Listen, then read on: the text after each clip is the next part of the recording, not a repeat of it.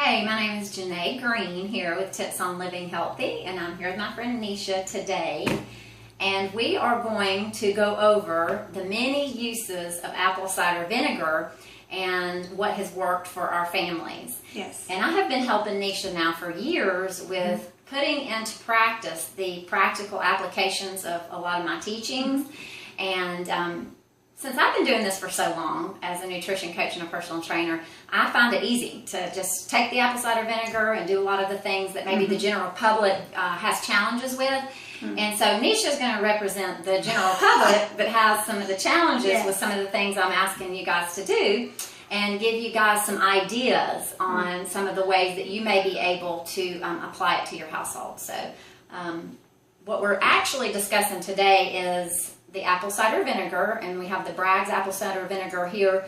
And if you get a close-up, it's unpasteurized with the mother. It is unfiltered and raw apple cider vinegar. So just to make sure that you do get the correct type of apple cider vinegar that we are discussing our uses today.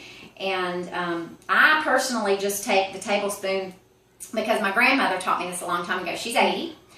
She's a dancer, and still to this day she dances in a group called the Dazzling Dames. Oh, wow. And she would swear by the apple cider vinegar. She would actually just take the tablespoon, pour it in here, and just drink it about 3 times a day. In addition to that, she would use it on her salads and on her vegetables. So those were the uses that she taught me a long time ago, and that's the way I was able to take it, is just out of the tablespoon, just like this. But I'm going to let Nesha tell you about some of the ways that she was able to make it more palatable for her. Jay and I have been friends. We've been walking together for several years now, many years, matter of fact. And she does have such insight in what's healthy and what I can use for my family. And I have 5 children, and I've had different health problems through the years. And Janae's always been walking with me, researching, trying to help me to deal with all those things that we have to, in everyday life. And so, like she said, she can take this tablespoon and she can drink it, and that did not work for me. One thing, the smell is so strong, sometimes it's kind of hard. But what I did is I took this cup, and I used the same cup every time. And I actually did not start with a tablespoon. I had to start with just a teaspoon or 2. And I would take my apple cider vinegar, and I would pour it in, maybe half a tablespoon, I think is actually what I started with. And then I would take honey. And you just need to use raw. Does it matter what kind of honey you use? Yeah, actually you want to use the raw unfiltered honey because it is going to be the best for you. Okay. So you can find somebody in your area that sells local raw honey. Can you use other kind of sweeteners? Yeah, you could, but I think because of the texture and the putting it together, I feel like the honey would be probably your very best choice. And that's what I've always used. And I just actually would just pour honey in the bottom of my cup, or I'd measure out. Honestly, I think I measured out a tablespoon of honey to begin with. And then I actually put in hot water.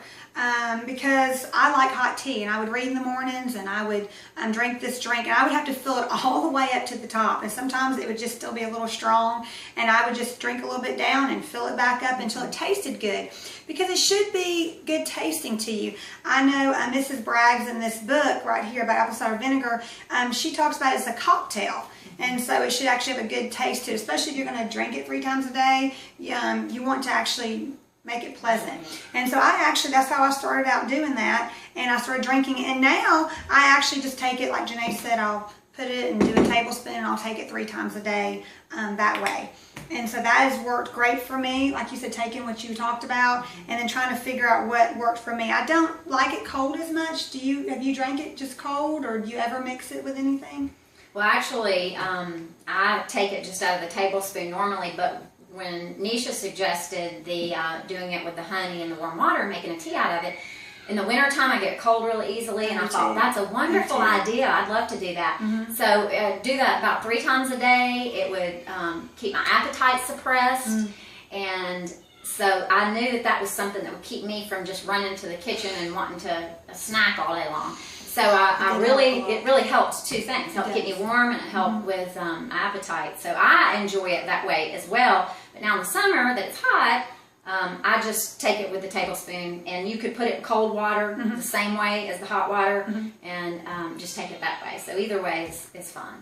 And if you do it in the cold water, you have to remember honey doesn't melt well in cold water. Yeah, so you would want to put enough hot water in it just to mix the honey up and for it to melt. And then you can add it the rest of the way with cold water. That's how you want to drink it. My mother drinks it in a small cup, and she says I do it the same way every time. But she uses a small cup. But for me, starting out, I needed more water, and I needed to drink it like it was like a hot drink, like a hot beverage. And that's how I used it, like I said, 3 times a day.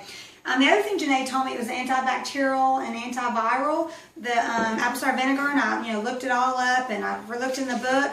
And my son Lincoln, who was 4, he had a great big wart on his finger, and it was a very large wart and very noticeable. And what I did is I just took some cotton, a cotton ball, and I took it to about the size of what I thought his wart was, and I actually poured some apple cider vinegar out, and then I put it in there, and I squeezed it out because I didn't want it all over his skin and to leak all over it, so I squeezed it out to where it wasn't runny, and then I just put it on his finger, let's say on his thumb, right on top of that wart, and I put a Band-Aid on it. And so I just Band-Aided it on there every night. Before he went to bed, I did this, and then in the morning he said, Mama, come take it off. Is it gone yet? Is it gone yet?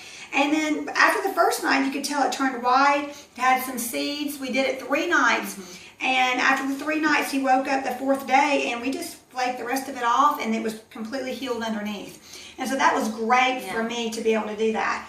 I don't know if y'all ever work out in the garden, but roses really get me. When the thorns scratch me, I get infected. I'll get scratches, and I get infected spots. And I thought about what you said, so I actually took it and just poured it. I put it on my hand, and I didn't dilute it. I poured it on those spots like this, and just mixed them up. And then once I was done, I put some coconut oil on it, the virgin cold pressed coconut oil, the good stuff, and I rubbed it on it, and they would heal up every time. And I've done that 5 or 6 times for different types of infection or bacteria or whatever, and I thought it was great. So that was a great thing that you suggested. And the other thing too about this, using topically. Those are our children in the background, our active children, our boys. So. Yeah, we have a lot. We have a tribe together. Yes. But if you pour the apple cider vinegar into the bowl, just like you saw Nesha do, but then actually pour the same amount, equal amount of water. Okay. And then take that and dip it on the cotton swab. You actually would use it as a toner on your face, because I do have problematic skin, and if you do have problematic skin, it really helps. Okay. And also you can do the same thing with a sunburn. So if you want to make up a little vial, put it in your medicine cabinet, you can take it out, use it on the sunburn, use it on your face. Now we did it the other day with the sunburn, but we didn't dilute it. And so that did not work. So if you put it on your skin, it starts to burn a little bit. My daughter will tell you this. Yeah, did not work. So Jenay said, well, you didn't dilute it. So like she said, you said half and half? Yes, half and half. And I thought it was a great idea to put it, you said, in something to actually put in my thing, because I haven't done that yet. And so that way it's ready. And that way I'm not reusing. I try to dump it in something so I'm not like passing germs back and forth when I use it. So. And then you can discard that. But Patricia Braggs has a book here, and if it is a whole wealth of information on many different uses of apple cider vinegar. So if you would like to get into this a little further, I would suggest getting her book, and this is a great way to get a lot of information about the apple cider vinegar. But we hope that giving you some practical applications of the things that have actually worked in our home will help you be able to take it and apply it, implement it into your home, and make you healthier and happier. Has my family. Thank you.